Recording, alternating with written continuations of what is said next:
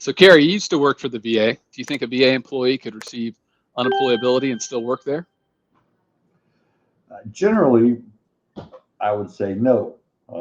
Obviously, there are caveats to that. Um, if a veteran is employed, and let's just cover the easy part, not gainfully employed, meaning they're below the poverty threshold, then they could technically. I don't know that there are any VA jobs that pay that little. Maybe if you're mowing the yard or something on contract, but I don't know of any GS related jobs that pay that little. But generally, I would be skeptic of it because those are tough claims. Uh, Well, yeah, yeah, I should back up, Gary, and let's just talk about unemployability. The reg is 38 CFR 4.16, and they talk about, of course, this is the VA, right? So it's you can be unemployable yet still work, and the question is where that line, where's that vagary between okay, you're unemployable and still working, but or you're employable and working. And what we're really talking about right here is under this reg, it talks about the marginal employment may be held to exist on a facts found basis, meaning each case is different. And it says this includes, but it's not limited to, employment in a protected environment, such as a family business or sheltered workshop. So this is where the VA gets interesting to me because Carrie and I've talked about this before. Carrie, when you go in for an interview with the VA, is it just you? Is that competitive? How would you say that is? well, and that's a good point. Most VA jobs, say you're working at a VA medical center or a VA regional office, that is a competitive job. 9 times out of 10, you're competing with somebody. Um, Even if you're on veterans status and you have a hiring preference, you're still competing with other veterans as well as non-veterans. You may get bumped up the list a little bit, but no, it's a competitive hiring process in that respect. There are some positions if you get hired on because of a disability through disability service, but I don't really think those are the ones we're probably talking about. Okay, so let's say you're one of the 10 who apply and you get the job. Now, does just because you were competitive against those other 10, and as you said, being a veteran in and of itself, you get boosted up with higher points. Uh, does that okay? So you got the job, but should that really factor into you doing the job and it being a protective environment or not? I, you know, Not completely, no. I mean, you've got the job through a competitive environment. I think if that were the only factor, and you were to come out and try to say that that's a sheltered workshop somehow, where you're outside the competitive market, I think you've got a problem there. But once you're hired, it's can you stay hired? What does it take to keep you hired? I think you kind of put that how you got hired kind of in the rear view mirror a little bit, um, and then it's a matter of what kind of accommodations do you need? Are they reasonable? That type of thing. If you become disabled while you're working and try to get TDIU, so that's Right. where it's pretty dicey there, I think.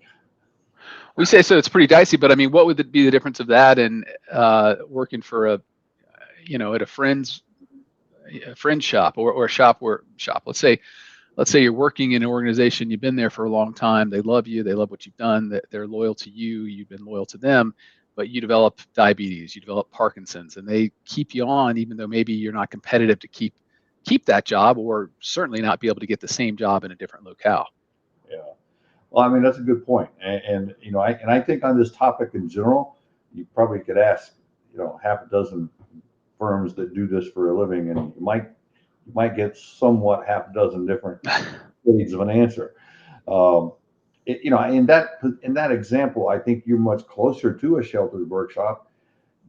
It almost is as if you're outside the competitive market at that point, because maybe that employer that hired you on that wants to keep you, that likes you and wants to see you do good, maybe they would not hire you if the situation were repeated and you came to them in that condition. And I'm Yeah. assuming, you don't go apply for employment while you're seeking unemployment. So this is assuming you had the job for a bit, um, and then you become disabled or disability gets worse. Maybe you're good at that job. So yeah, I think your employer is going to have to maybe step up, or certainly would help if they step up to the plate and explain that they're keeping you in a position so you can do some work for them, even though they would never hire anybody else uh, that's in that same predicament for whatever reason. And then I think you got a little bit better chance of showing that that might be a sheltered workshop, and I know there's other terminology for it. Uh, but Yeah. basically a sheltered workshop. Well, yeah, sheltered workshop is basically a subset of a protective environment. Pretty Mhm. hard to find nowadays, but I would argue that the VA is a sheltered workshop. And we talk to employees at the VA who are vets all the time, and whether they're eligible for unemployability benefits, and they'll say, well, yeah, I take off whenever I need to, or if I get angry at my boss, I just leave. And they'll say, but Peter next to me does the same thing, or Paul, 4 cubicles down do the same thing. And that, to me, in and of itself, can be misleading. Just because everybody else in your workspace can do that, if you had that same job, if you were an accountant at the VA and you blew up at your boss, but you go away, you had 8 different medical appointments in the week that sometimes were scheduled at the last minute, and you go do that. If you were an accountant in the private sector, that would not fly. You could not do that. So your skill set used in what I would call an open, competitive environment in the private sector, it would not allow you to keep the job, not the skill set, but the limitations you have. And so that's where I look at the VA. I consider it a sheltered workshop because they give everybody there lots of leeway. Now, going back to what you said, it's a facts found basis. Is the leeway they're giving you what you would get in a normal job, or is it above and beyond? And that's hard. We've won several cases with a veteran who was employed by the VA, because they're what Carrie was saying. The guy's working in the corner, or he's working from home in a job that really requires him to be in the office. But he's so bad off, he can't be around people, or he's just skipping so much work because of medical appointments, or using every last family leave and every last vacation time, and then more because of the illness.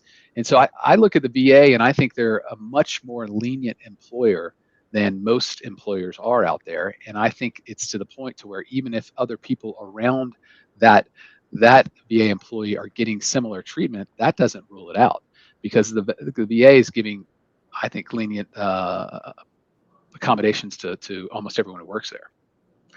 You brought up some really good points. So, the accommodations, that as a federal employee, you're entitled to reasonable accommodations. Um, it's more, in my opinion, and I'm sure some others, at what point do those accommodations become unreasonable? But they still want to keep you. I mean, they don't have to let you go because you're asking for an accommodation that they don't consider reasonable. They have to give you reasonable accommodations. But I've seen tons of examples that would go beyond that level, where you might normally look at those and say those are unreasonable accommodations, but they're being made nonetheless to keep an otherwise good employee. So you're on a slippery slope. You're getting into grounds of distinct possibility of getting benefits based on TDIU there. But you raised another issue I think that's important, because for VA employees specifically, and a lot of other federal employees, you build up leave time, but you build up sick leave time too. Some people have a lot of sick leave time in the federal sector that they can use before they ever touch something. I mean, they can use it in conjunction with FMLA if they need to. You can also share your leave uh, with someone else. That's what most people on the outside aren't aware of. If I had a bunch of leave built up, and my buddy down the hall, who I'm friends with, is out of leave because of medical appointments and whatever the case may be due to disability, I can share some of my leave with him. Um, and so, how does that break into that discussion? Or the fact is, you've got 60 days worth of sick leave. If you were on the private sector, at a lot of places like that, you don't get 60 days worth of sick leave on top of your annual leave. Yeah. So how does that factor into it? All good questions, I think.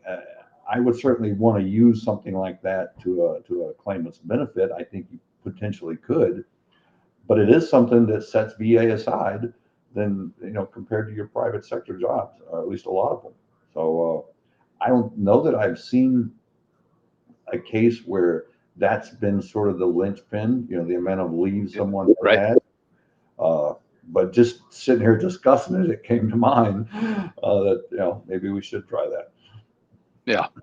I mean, I guess what I would say overall is with the VA employee, look, if you feel like you're working in a job that's, you're given accommodations, you're put aside, you're getting benefits that a normal person wouldn't get.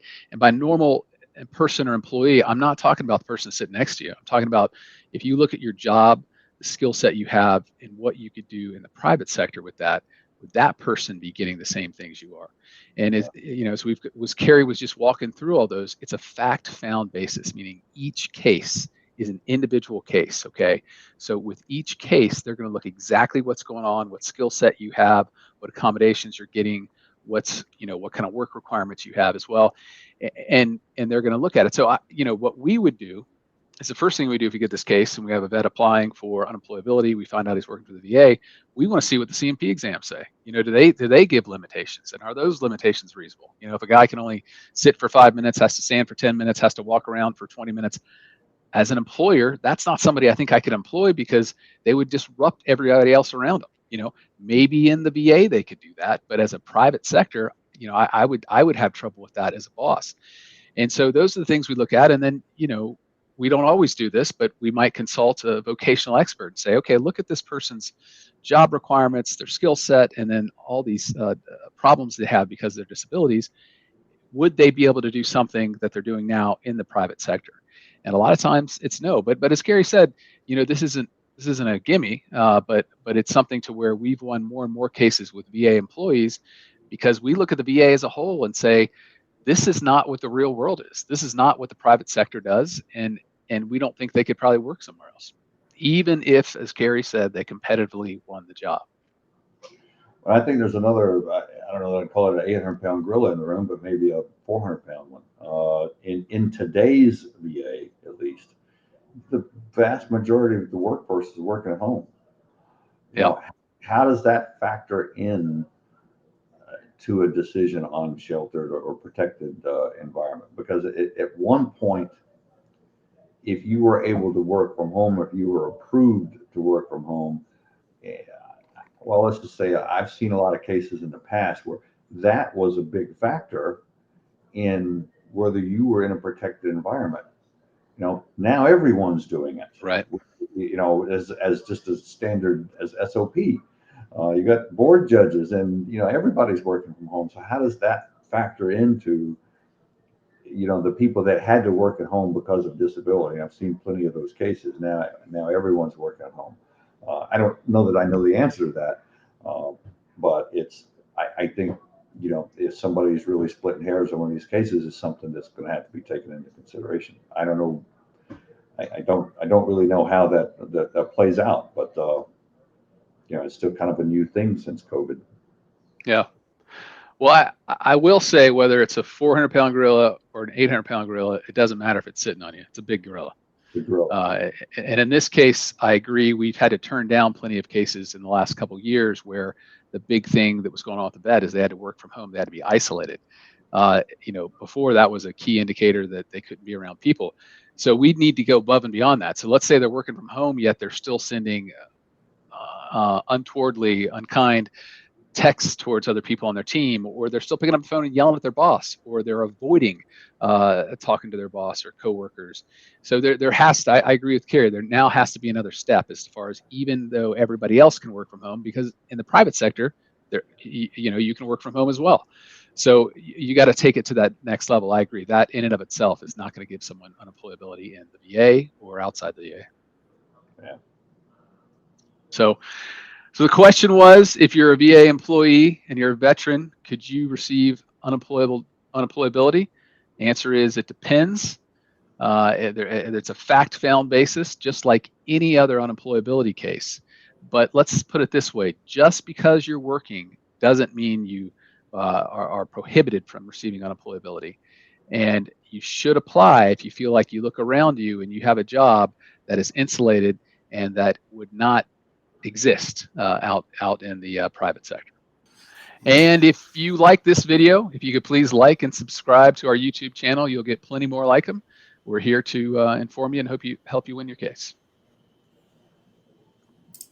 Perfect.